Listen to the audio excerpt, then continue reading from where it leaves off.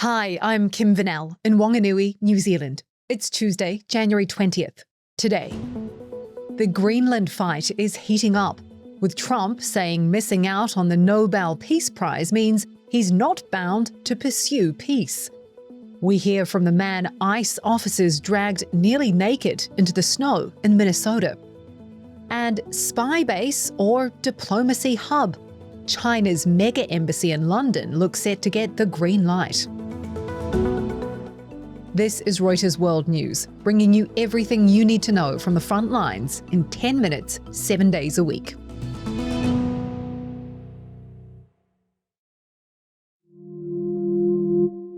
President Trump is linking his bid to take over Greenland to his Nobel Peace Prize snub, saying because he didn't get the award, he no longer feels obliged to, quote, think purely of peace.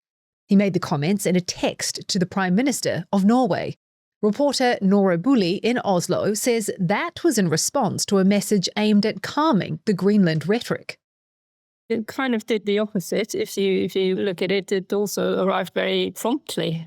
It wasn't half an hour between the two exchanges by the timestamps we'd seen. It went straight into sort of making a link between the non-giving of the Nobel Peace Prize, which is awarded by the Nobel Committee, which is based in Oslo, Norway, but is not affiliated to the Norwegian government. It's not the government who gives the prize or influences who receives the prize. I think it has come as a certain shock and surprise. Norway is very used to seeing the US as an ally they can trust. Nora says Norway's Prime Minister has now changed his plans and will be going to Davos this week. He wasn't originally scheduled to head to the World Economic Forum in Davos, but there was a message that he will be attending now on Wednesday and Thursday, which are also the days when the US president will be there. There was no direct link in the communication from the Prime Minister's office that this was the mere reason, but obviously, given the event of the day, it stands to reason that that is a key reason behind going. Trump has confirmed he's sent out more invitations for his Board of Peace initiative, aimed at resolving global conflicts. Russia's President Vladimir Putin has got one, and this is what Trump had to say when he heard French President Emmanuel Macron is planning to decline the invitation. What I'll do is, if they feel like Costo, I'll put a 200% tariff on his wines and champagnes, and he'll join. The heat over Greenland is rattling markets, which were closed yesterday for a holiday. Here's Amanda Cooper from our sister podcast, Morning Bid. Hey, Kim. Well, US traders are coming back after a long weekend to find stock futures lower, treasuries under pressure, and the dollar falling against safe haven currencies, particularly as investors worry about whether Trump's tariff threats over Greenland are going to prompt a widespread push out of US markets again, as they did in April last year, albeit briefly. Thanks, Amanda. You can catch Morning Bid wherever you get your podcasts. The Trump administration is appealing a federal ruling that restricts how US immigration agents operate in Minneapolis, blocking them from arresting or tear-gassing peaceful demonstrators.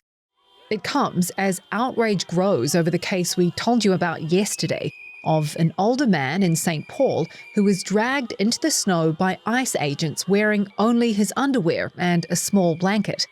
The video was captured by Reuters journalist Maria Alejandro Cardona.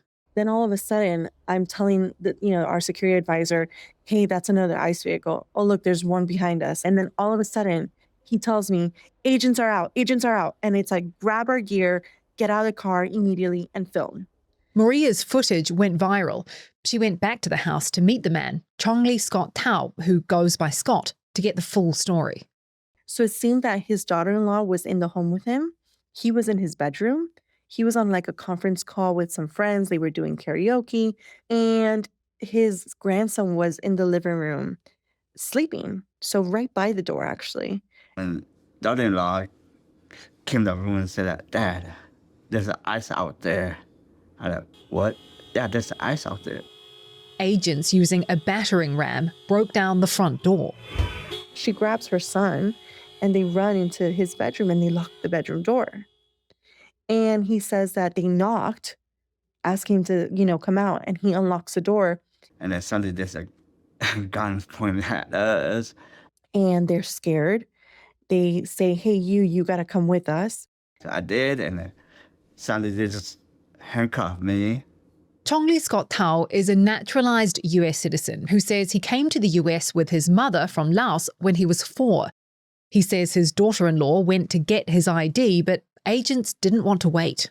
They just took me out there with no clothes on. So within this whole time, he felt like sheer embarrassment, fear, and just like humiliation. The Department of Homeland Security says officers were investigating 2 convicted sex offenders at the address, and that a US citizen living there refused to be fingerprinted or be facially identified, so he was detained. Thao says agents drove him around for an hour, took his photos and fingerprints, then brought him home. I'm thankful that God helped me, bring me back home safe. People united will never be defeated. Immigrant rights were a big part of Dr. Martin Luther King Day for demonstrators marching in King's birthplace, Atlanta.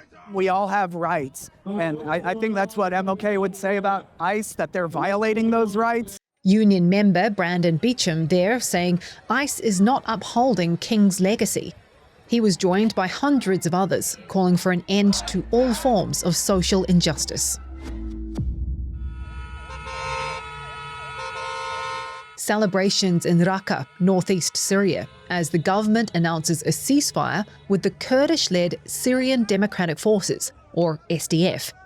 The truce is a dramatic shift, consolidating the 1-year-old rule of Syrian President Ahmed al-Sharaa, with his government now in almost full control of the country. Both sides have reported clashes since the ceasefire, and the Syrian army says a number of Islamic State militants have escaped from a prison under Kurdish control, accusing the SDF of releasing them. The developments put Washington in a tricky situation, given both the Kurds and Syria's new government have been allies. Syria Bureau Chief Maya Jabali explains. The U.S. has had to essentially recalibrate its alliances in Syria over the past 15 months. The Kurds were their main ally. They helped them defeat the Islamic State over years of fighting in the north and east of the country.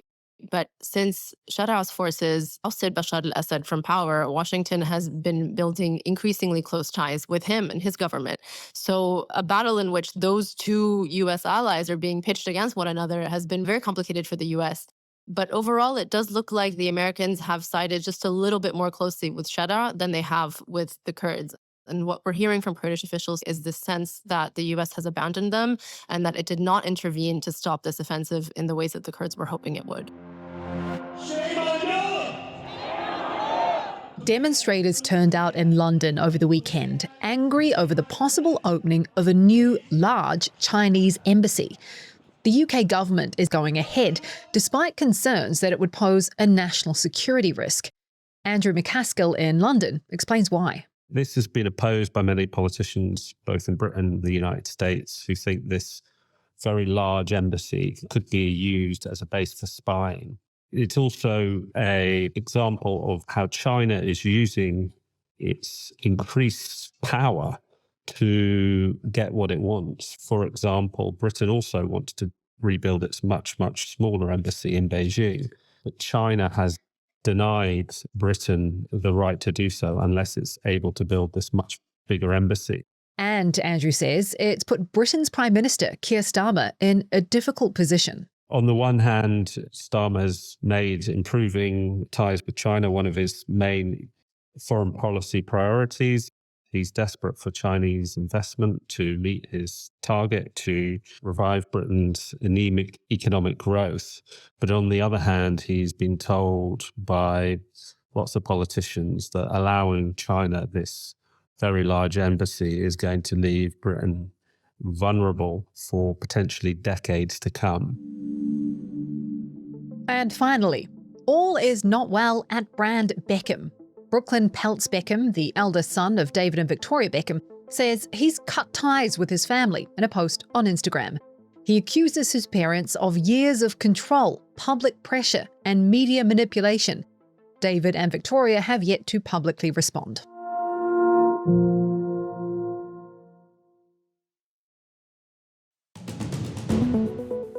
And for today's recommended read, a look back at the life of fashion designer Valentino, who's died aged 93. Valentino Garavani, known to the world simply as Valentino, built a global fashion empire.